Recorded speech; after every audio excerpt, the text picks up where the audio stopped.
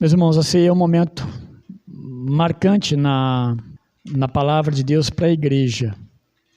É algo que a igreja faz junto, ela participa desse momento. É bom que a gente pense que não foi à toa, vazio, que Jesus Cristo deu essa ordem para a igreja. E nós temos a ceia do Senhor como esse momento em que nós nos ajuntamos como igreja, como se você fosse agora convidado por Deus a sentar-se à mesa para cear com o Senhor. Só que é diferente. Nós vamos participar no memorial de algo que foi feito por nós, pelo Senhor Jesus Cristo. Algo que tanto precisávamos. E por que Deus manda? Jesus ordena que isso fosse celebrado, isso fosse praticado. Obviamente, meus irmãos, existe um ensino muito profundo por trás dessa prática simbólica, que quando nós olhamos para o pão e para o cálice com o produto da vide, nós olhamos a um sentido muito grande, muito profundo, que Jesus desejava que isso nunca fosse esquecido. Ora, não é normal um crente esquecer isso, claro que não é, mas muitas vezes nós não nos importamos com isso. A ceia talvez é mais um momento da igreja, isso não é importante. Sim, é totalmente importante. Na verdade, é uma ordem. É uma ordem. É uma ordem. Quando nós não ceiamos com os irmãos, nós estamos trabalhando contra os ensinos de Deus. Então, esse é um ponto importante da ceia. Mas ela traz o quê? Quando nós ceiamos, nós participamos desse memorial, nos leva lá para a cruz. E o que aconteceu na cruz? O Senhor Jesus morreu, Ele deu a vida por nós, em resgate da nossa vida. Condenada, perdida, pronta, para a perdição eterna. O Senhor interviu, e a morte foi o único caminho. E lá Ele deu o corpo.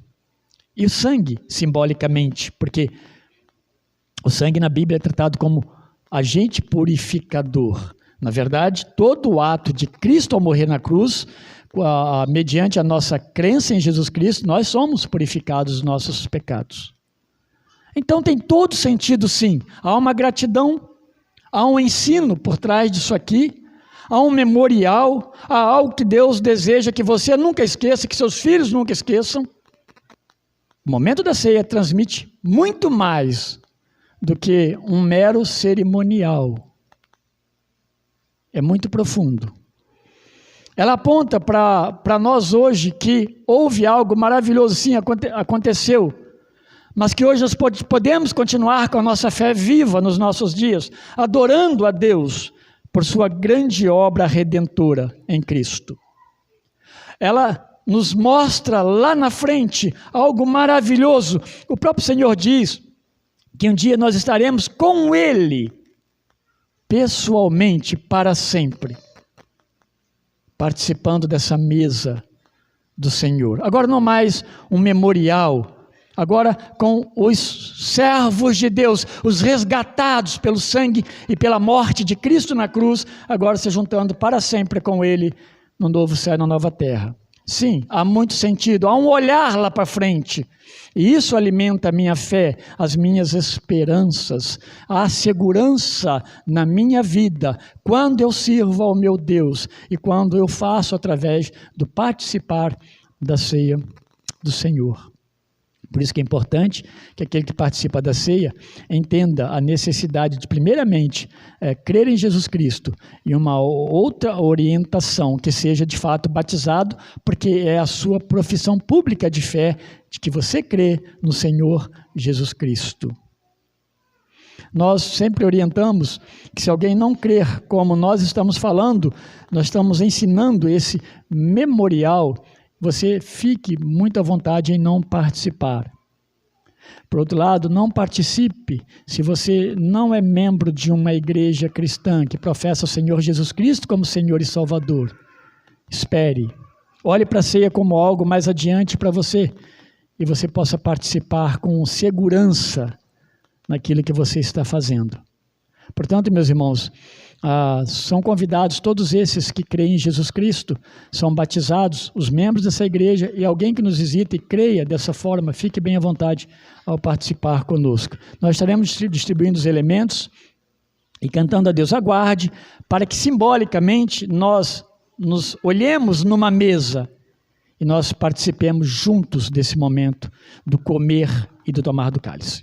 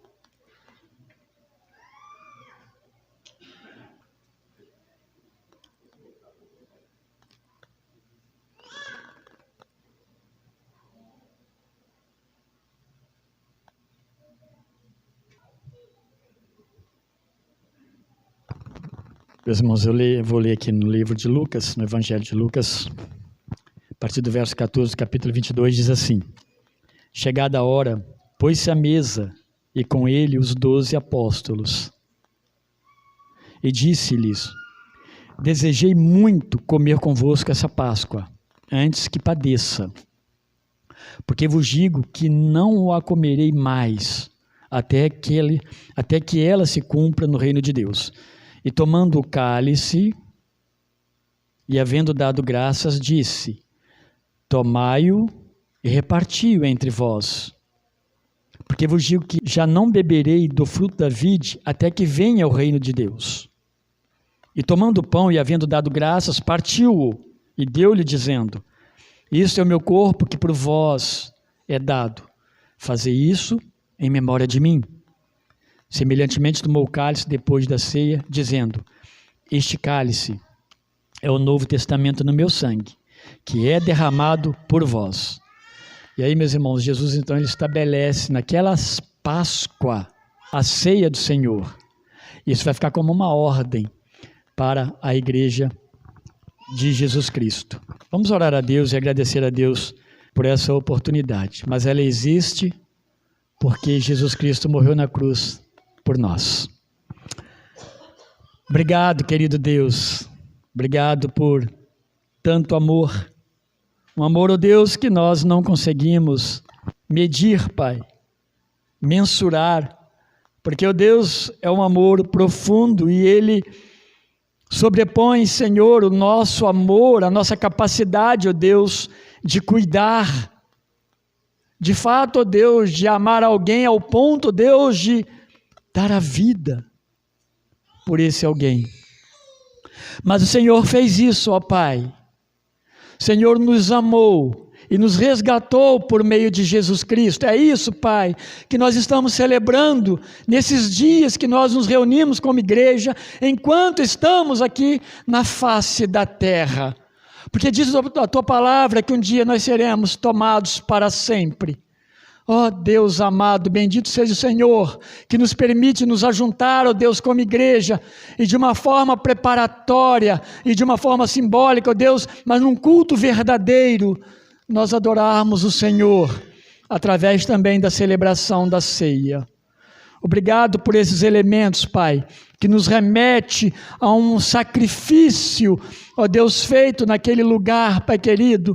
Embora os homens agiram com maldade nos seus corações, esse, ó Deus, foi um ato permitido e, por certo, ó Deus, conduzido pelo Senhor, o Deus eterno e todo-poderoso, o Deus que ama e, por amor, ó Deus amado, enviou o seu Filho para morrer na cruz no nosso lugar.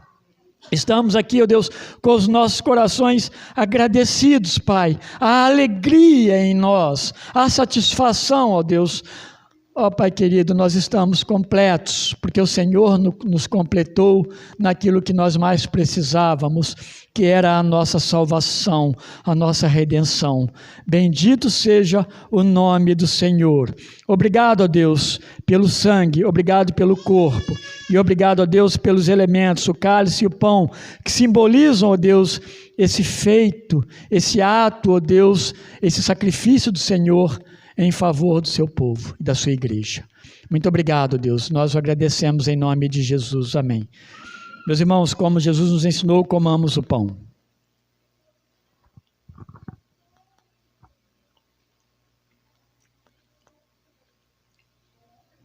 Tomemos também o cálice.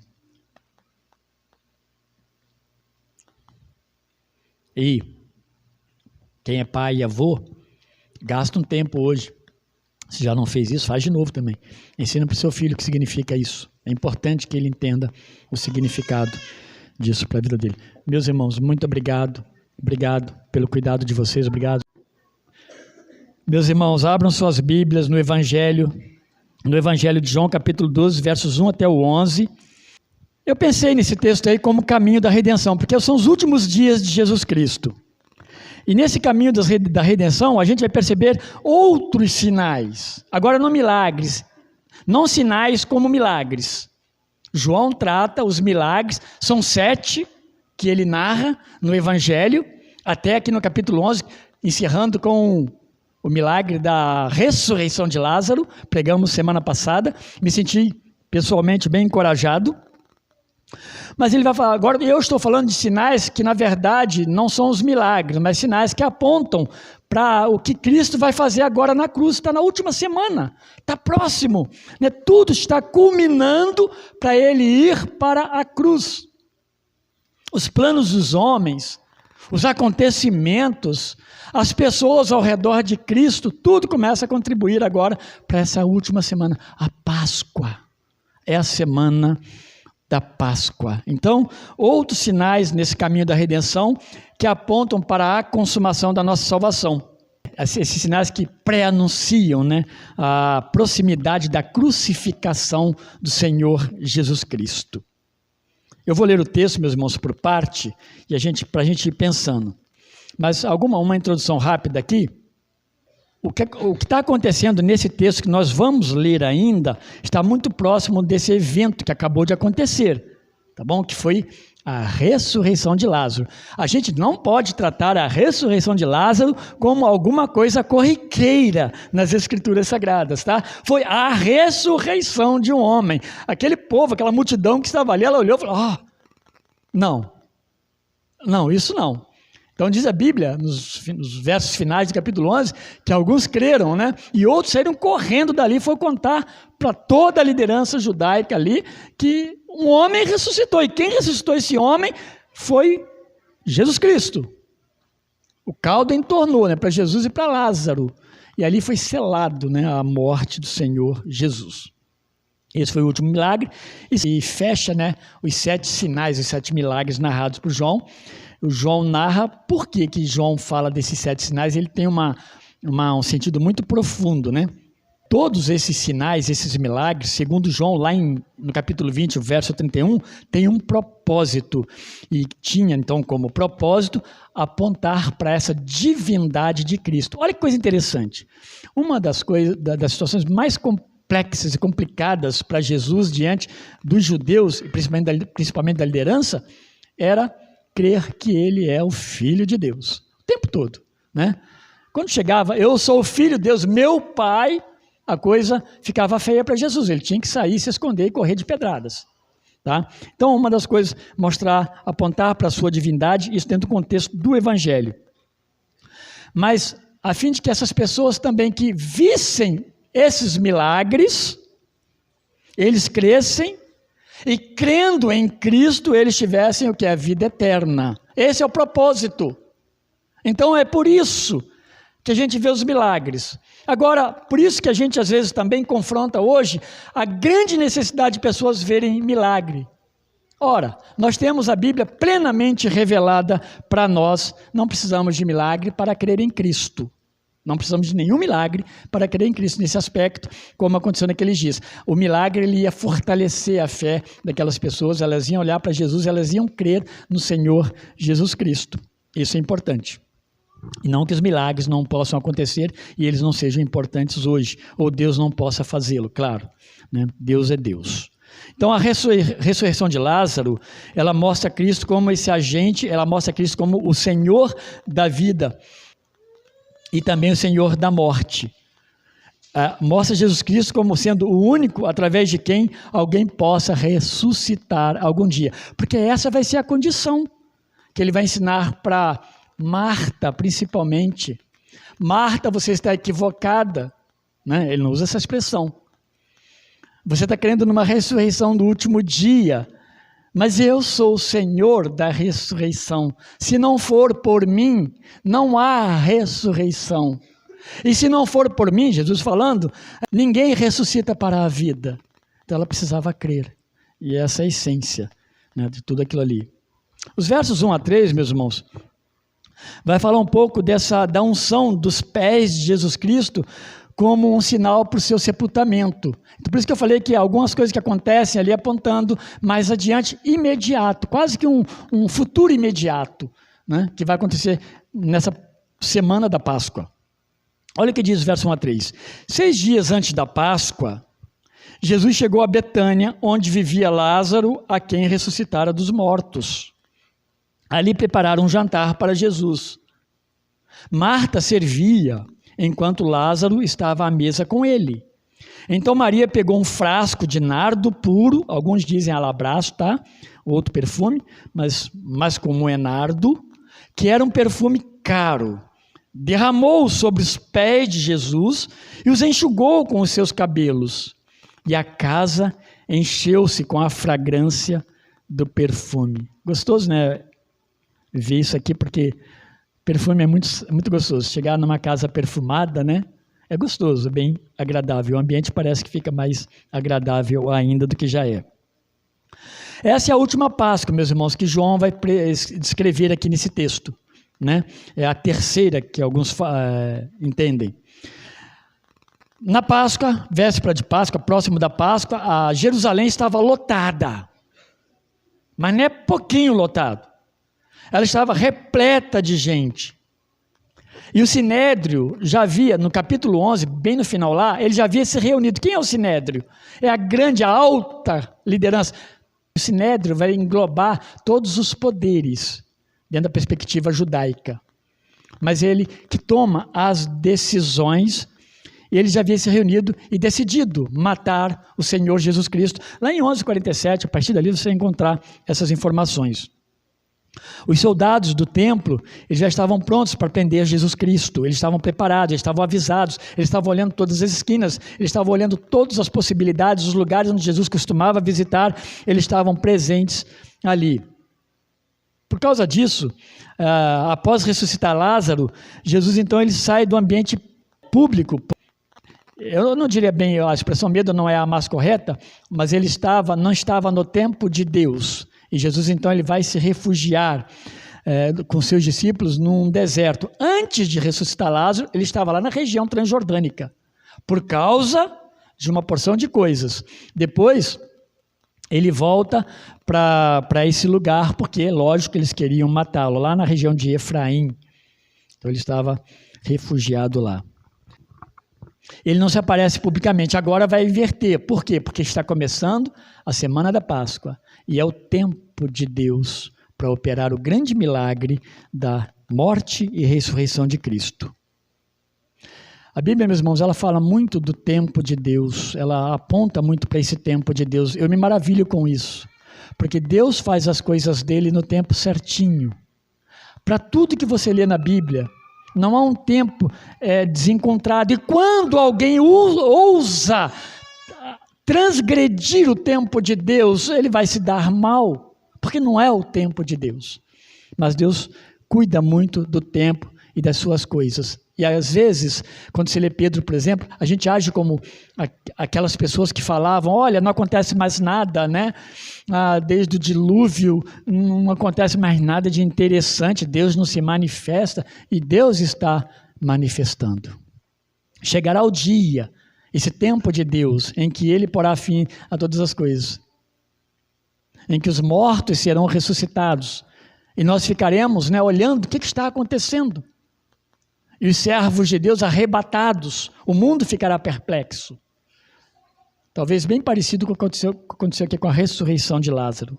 Porque nada foge desses planos divinos. Então, com a proximidade da Páscoa, Jesus vai retornar para Betânia, que ficava muito próximo de Jerusalém. Betânia provavelmente era um lugar de refúgio para as pessoas que iam para Jerusalém e se acomodavam em cidades periféricas, talvez custo mais baixo. Iam se acomodando. Betânia também deveria estar cheio. As pessoas dormiam em Betânia, quem sabe, e iam para Jerusalém durante o dia e passavam parte do tempo lá em Jerusalém. O texto de João, meus irmãos, informa para nós que eles prepararam um jantar para Jesus ali em Betânia, não necessariamente na casa de Lázaro e da família dele, tá? Porque aqui não está falando que é na casa deles, fala apenas que eles estavam servindo a Jesus naquele lugar. Tanto Marta e Maria estavam presentes ali e Lázaro sentado com Jesus nesse jantar. Os demais evangelhos, vale a pena a gente atentar para isso, só a título pelo menos de informação, eles vão relatar um momento muito parecido com esse, bem semelhante a esse que acontece agora que João está relatando aqui no Evangelho de João. Então eles relatam também Mas eles apontam as diferenças, né, no relato, as discrepâncias e as proximidades dos fatos. E há muita proximidade com os outros evangelhos, especialmente Mateus e Marcos, menos Lucas. Lucas também fala do evento. Ele vai usar uma expressão um pouco diferente até. Então, por exemplo, o lugar é Betânia, né? Praticamente eles vão atentar para isso. O perfume é nardo, né? As reações das pessoas com relação ao derramar do perfume, e Mateus, aliás, vai dizer que foram os discípulos que reagiram contra o derramar aquele perfume tão caro, né? Marcos vai dizer que foram alguns presentes, e João aponta especificamente para Judas. Foi Judas quem talvez, pelo menos, começou essa ideia de derramar perfume caro nos pés de alguém. A gente entender isso aí, meus irmãos, para aqueles dias era algo muito absurdo, tá? O derramar perfume no pé de uma pessoa. E eles criam, Judas dizia que o perfume deveria ser vendido, a gente vai ver isso mais adiante. Todos eles mencionam o valor, sempre em torno de 300 denários, e 300 denários era próximo do salário médio de um trabalhador por um ano. Então faz as contas aí. Se alguém ganha um salário mínimo, um perfume de 12 mil reais, pelo menos, né? Um pouco mais até. Mas essas contas é meio difícil fazer. Mas era um perfume caro por causa também da quantidade. Ele era raro, caro, é importado, e é uma quantidade grande, mais de 300 ml, segundo todos, né, entendem que havia ali naquele frasco dela. Então, alguns meus irmãos ainda falam, por exemplo, Mateus e Marcos, ele vai falar que isso aconteceu na casa de um leproso chamado Simão. E João não menciona nada, né, onde é essa casa. Por isso que provavelmente pode não ser na casa de Lázaro, apenas em Betânia, né? E essa festa, esse jantar era provavelmente para Jesus, daqueles que realmente criam também em Jesus Cristo. Alguns arriscam a dizer que possivelmente esse Simão leproso poderia ser o pai de Lázaro, mas isso aqui é uma coisa que não está claro para nós no texto. Em todas as narrativas, Jesus defende a mulher. Estou só fazendo as comparações para a gente amanhã, se você pegar esse texto e falar, nossa, mas lá em João fala parecido com isso aqui, as pessoas não são as mesmas, o que acontece? Então há sim muita semelhança, talvez algumas coisas trocadas ou mais detalhadas. Então, todas elas, Jesus defende a mulher e faz referência ao seu sepultamento, o derramar, né, ali do perfume.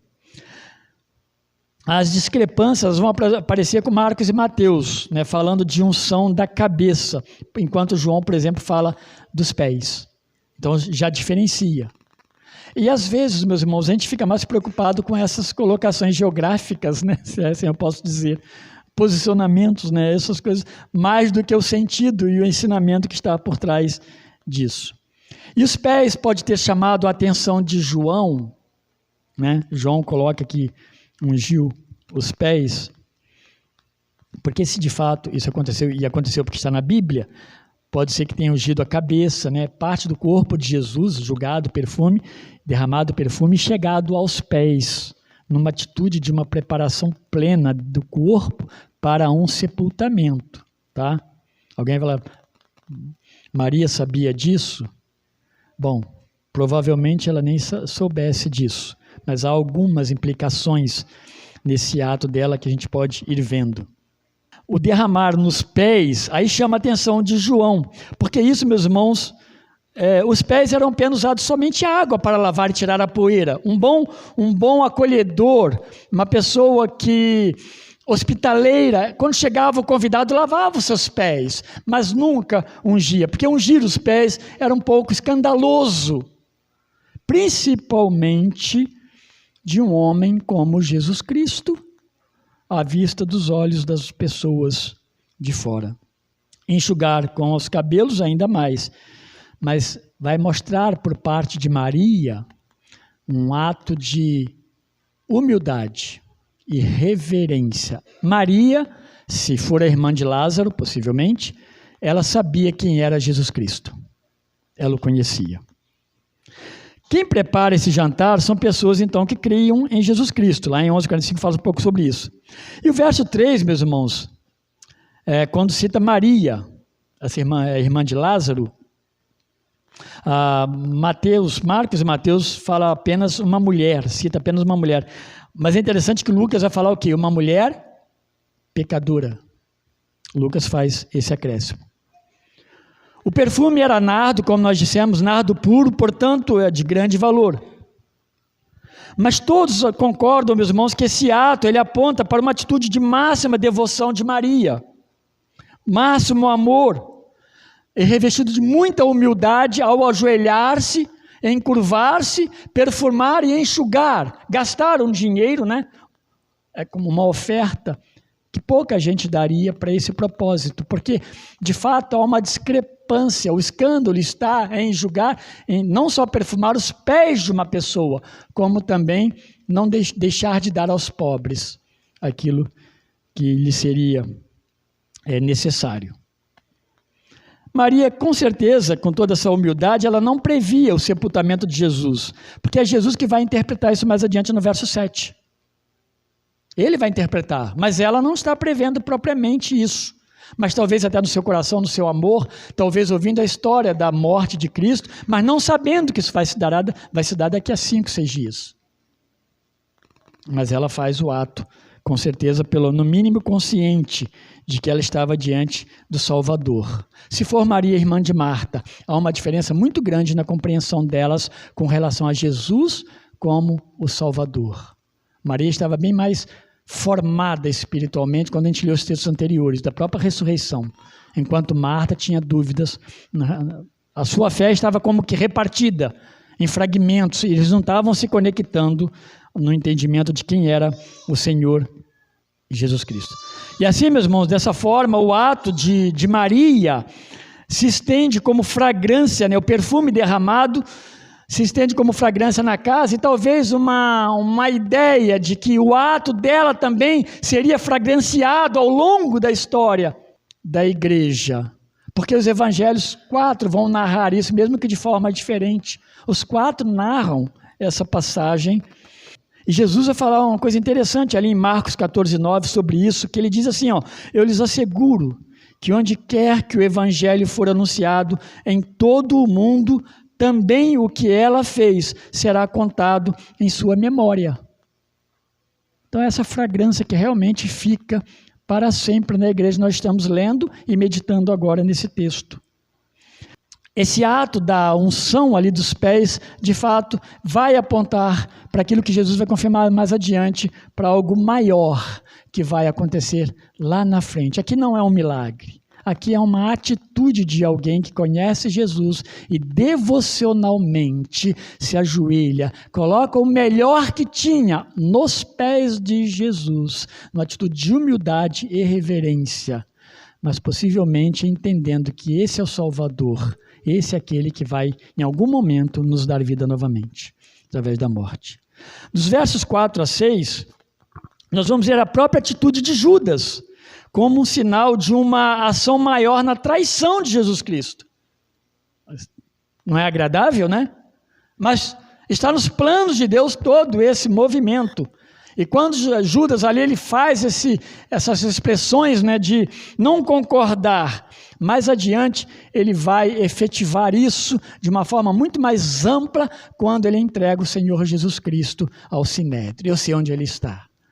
E me deem 30 moedas de prata. Era muito dinheiro. Era muito dinheiro. Mas o verso diz assim: mas um dos seus discípulos, Judas Iscariotes, que mais tarde iria traí-lo, João faz questão de deixar isso claro, porque João escreve, né, os evangelhos são escritos depois dos fatos. Judas fez uma objeção. Verso 5. Por que este perfume não foi vendido e o dinheiro dado aos pobres? Seriam 300 denários. Olha que homem piedoso. Ele não falou isso, e João não deixa de fazer menção, como ele faz lá atrás, com Caifás também. Ele não falou isso por se interessar pelos pobres, mas porque era ladrão.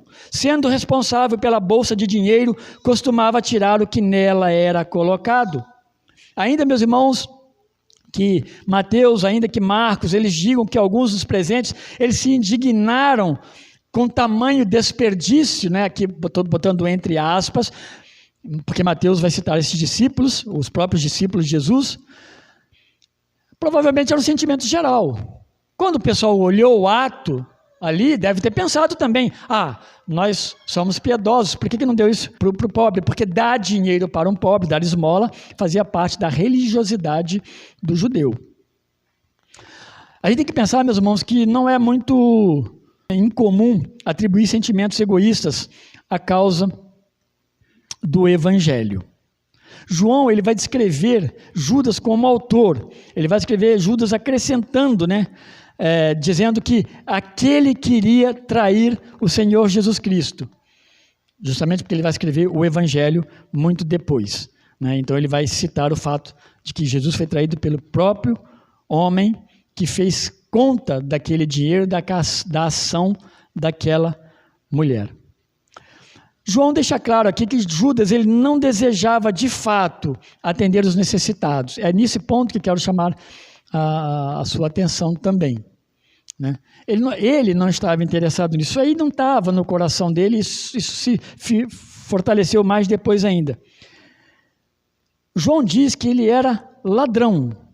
E essa é a única referência, meus irmãos, a Judas dessa forma no Novo Testamento. João lembra que ele era ladrão. É por ser ladrão que ele fazia isso. E ele tinha ambições maiores. Ele planejava desviar para si o que ele acolhia e recolhia no ministério de Jesus e dos próprios discípulos. Eles tinham uma bolsa de coleta. Eles eram ajudados por muitas pessoas. Se você pegar um texto, acho que Lucas, lá em Lucas, ele vai falar lá sobre muitas mulheres, por exemplo, que creram em Jesus diante de milagres e o testemunho de Jesus, elas ajudaram o ministério financeiro de Cristo. Elas contribuíram. Mulheres que tinham esposos que eram governantes, elas ajudavam o ministério. Então, era uma coisa... Ali tinha muito dinheiro, de fato, e ajudava-se os pobres também, com essa bolsa aí. Mas não era essa a intenção de Judas. Ele estava recolhendo, ele não estava preocupado com os pobres. Tesouraria, meus irmãos, questões financeiras, principalmente quando nós estamos falando, em todos os sentidos, mas no reino de Deus, sempre exigiu nas Escrituras sagradas alguém que seja íntegro e confiável para cuidar de finanças. Precisa ser uma pessoa, não pode ser qualquer pessoa que a gente coloque. De fato, não pode ser. Não que ela não seja crente, não que ela não seja salva, não que ela não seja uma pessoa cuidadosa, mas Deus tem que mostrar com muita clareza sempre para a igreja aquele que vai administrar as questões financeiras da casa de Deus. A atitude de Judas, então, revela mais do que a verdadeira preocupação com a necessidade de pessoas pobres. Ele não amava essas pessoas, porque ele não amava a Cristo. E aqui tem um princípio. Não adianta a gente fazer coisas maravilhosas se nós não amamos a Cristo. Ou vamos fazer por interesse próprio, ou vamos fazer por uma vanglória, ou vamos fazer porque nós queremos receber algo em troco, pessoalmente, um reconhecimento ou qualquer coisa.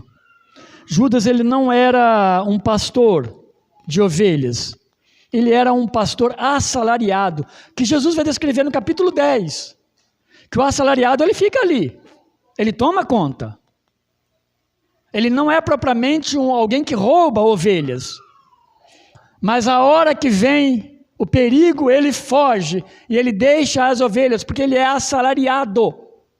Eu vou dar minha vida por essas ovelhas, imagina. Por isso que ele vai usar a expressão, que eu estou ensinando, fazendo os Zion decorar. Eu sou o bom pastor. O bom pastor dá a sua vida pelas ovelhas. Judas não era esse bom pastor. Sem adorar a Deus não há possibilidade. Fica uma religiosidade externa. E aí a ação social na igreja é algo bom, é correto, é proveitoso, tem apoio bíblico, mas necessita de nascer a partir, meus irmãos, de coração transformado, de corações convertidos a Cristo.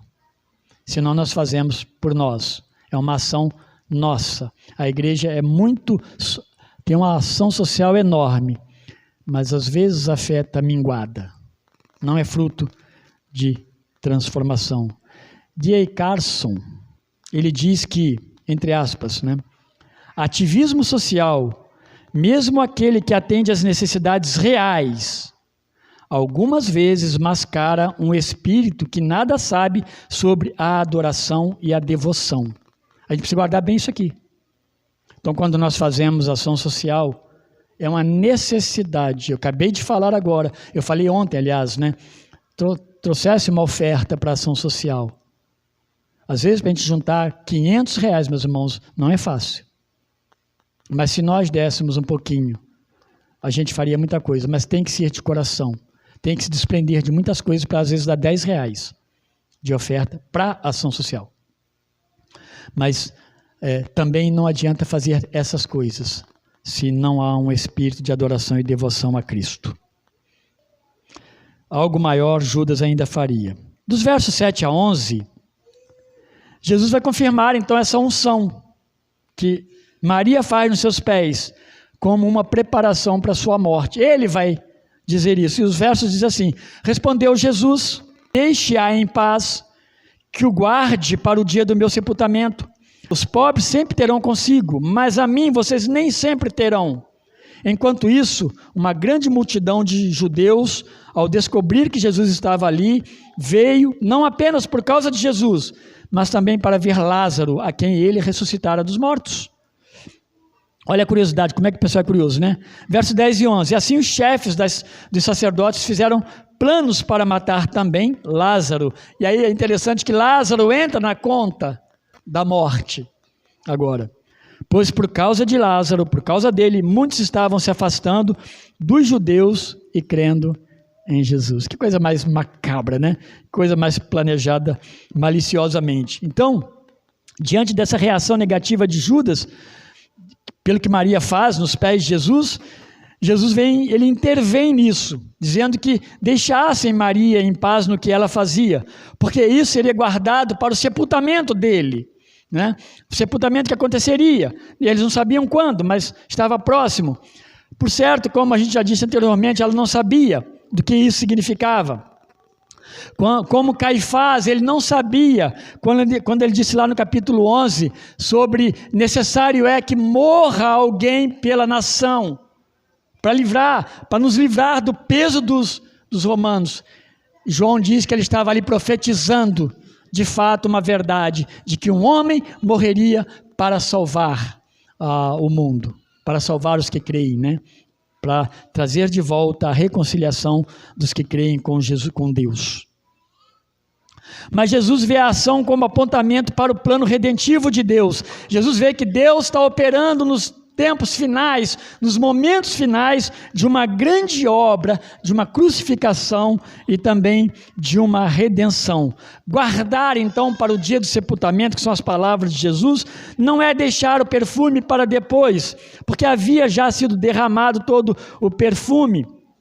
E não contradiz com o que ela fez ali de forma alguma e enxugou com os seus cabelos. É como se estivesse dizendo assim, que ela e todos aqui presentes guarde o crédito de ter derramado este perfume para o dia de meu sepultamento. Ou seja, o que foi feito aqui vai ser guardado para o dia do meu sepultamento. É um ato que na verdade, ele pré-anuncia algo grande que vai vir pela frente e que talvez nenhum de vocês nem imaginem. Onde existe fé, meus irmãos, onde existe fé autêntica, a adoração bíblica ela não é contida. Então, aquilo que Maria faz é uma adoração prévia a Deus e através de Jesus Cristo, através de um ato, nós somos como cristãos olhados dessa forma também. Aquilo que nós fazemos parece algo impensado ou impensável, algo que não é normal, mas nós estamos fazendo porque nós amamos o nosso Salvador.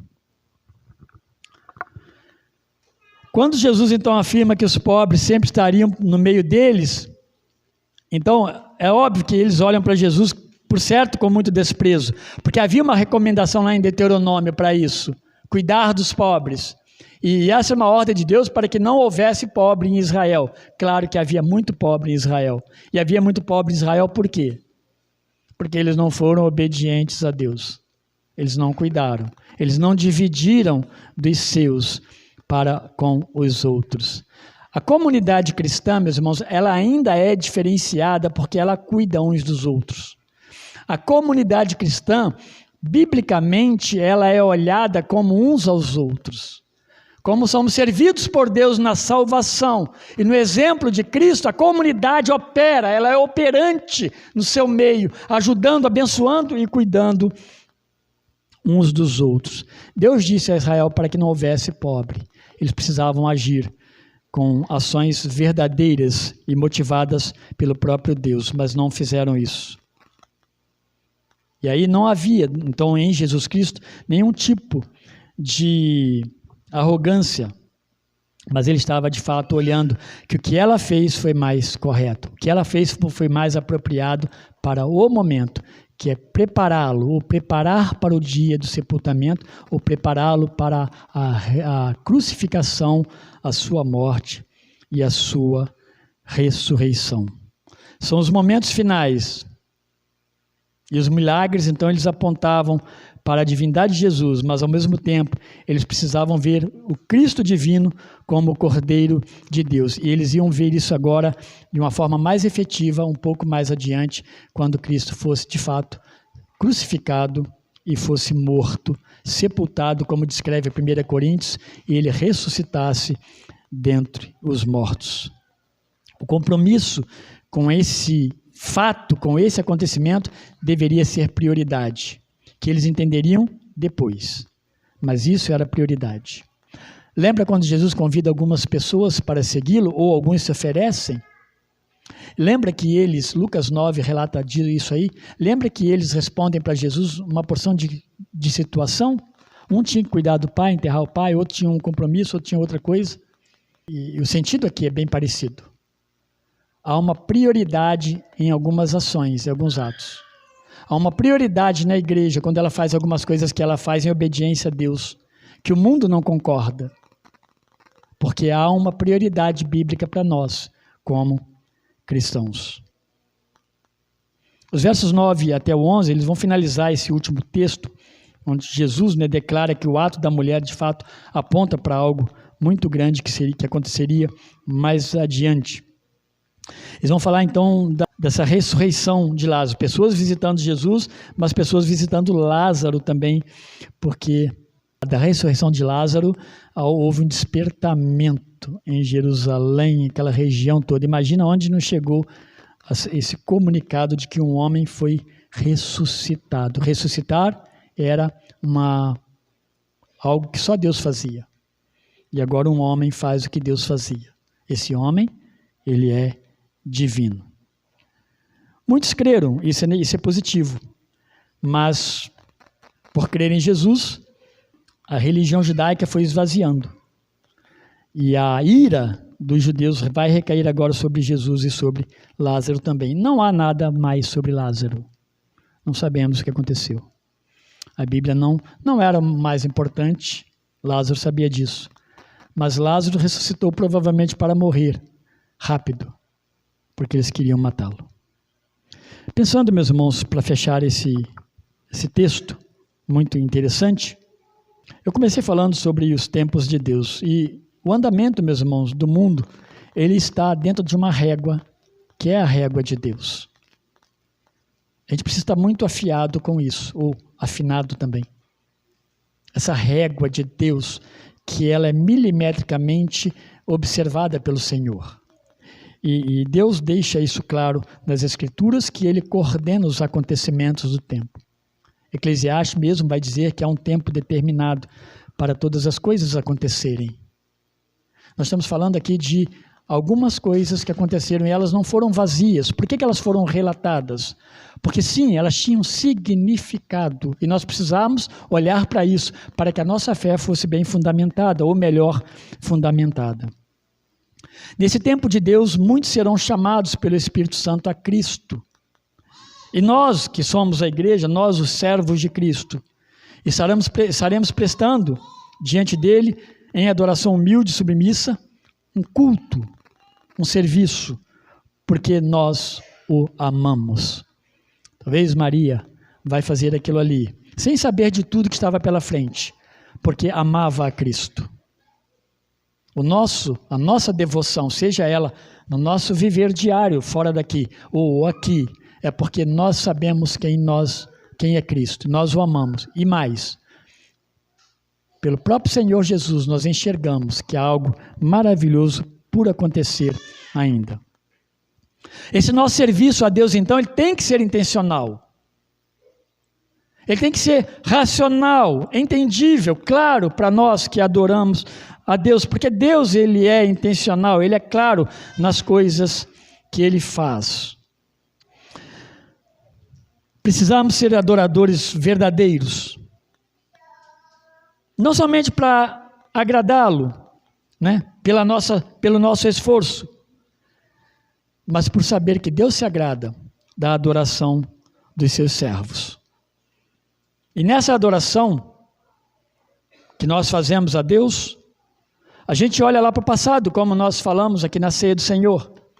Quando Cristo morreu lá na cruz por nós, isso está muito claro, quando Ele ressuscitou para nos salvar. Porque nós somos esse povo de Deus. Nós não nos ajuntamos para falar de nós viemos aqui adorar o Deus que morreu na cruz. Agora nós sabemos, Ele morreu e Ele ressuscitou. Nós somos o povo de Deus. Mas a nossa adoração, por fim, ela aponta para algo mais distante, mais lá na frente, que nós também não sabemos quando, e nem com toda a clareza possível como se dará, apenas algumas luzes sobre alguns acontecimentos, nós olhamos e percebemos, mas não vemos tudo, mas nós o adoramos, nós o servimos, nós estamos aqui, nós vamos para casa, nós fazemos nossos negócios à luz do que o Evangelho fez por nós, e está escrito na palavra de Deus. É uma fé que nós demonstramos quando nós nos reunimos e adoramos o nosso Deus, uma esperança eterna que nós ainda não alcançamos, mas temos certeza que vamos alcançar. Então nós fazemos isso hoje, talvez esse é o nosso derramar, esse é o nosso nardo puro, essa é a nossa oferta como servos de Deus, não questionadores, não reclamadores, não colocando coisas que isso não vale, isso não é bom, disso eu não gosto, mas olhar para esses atos como algo que nós possamos nos servir na nossa adoração a Deus, que a nossa adoração ela não seja restrita por nós mesmos, e nós façamos uma prateleira de prioridade na nossa adoração, onde nós consideramos o que nós achamos melhor e o que nós não achamos melhor, nós colocamos então na prateleira de baixo, e talvez seja o que Deus espera do melhor de nós na nossa adoração. Dessa forma que nossos atos então sejam uma resposta evangélica, seja uma resposta que aponte para um futuro que nós não sabemos, nós não conhecemos o tempo, mas que Deus sabe, e que ele vai se concretizar no tempo de Deus, certinho, perfeito, e nisso você pode ter segurança, e nisso você pode e deve ser encorajado. Nossos atos então como cristãos, finalizando, em tudo, devem ser atos de adoração, porque sendo atos de adoração, eles serão autenticados pelo Senhor Jesus Cristo. Ele dirá assim, pensando no que ele falou para aquela mulher, o que eles estão fazendo, né? O que eles estão fazendo é todo um preparo para algo maravilhoso que eu vou fazer com eles mais adiante. E nós não sabemos quando. Que Deus, meus irmãos, nos abençoe. Que a nossa fé ela seja erguida, ela seja edificada para a glória de Deus, pelo próprio Deus. Que as nossas vidas não sejam vazias, que as nossas adorações não sejam colocadas em dúvida. Mas nós temos um Deus que já fez todas essas coisas e morreu por nós e nos deu vida. Nós celebramos aqui. Deus os abençoe e Deus fortaleça a sua fé. Obrigado, Senhor Deus. Obrigado pela palavra do Senhor. que ela de fato, ó Deus, jamais volte vazia. E que nossos corações eles sejam férteis para receber essa boa semente. E ela se multiplicar e produzir frutos a 30, 70 e 100 por um. Nos abençoe, meu Deus, e nos ajude na nossa fé, na nossa credulidade, na nossa esperança, ó Deus, nos nossos serviços, na nossa adoração, porque nós sabemos em quem temos crido. Louvado seja o nome do Senhor, em nome de Jesus, amém.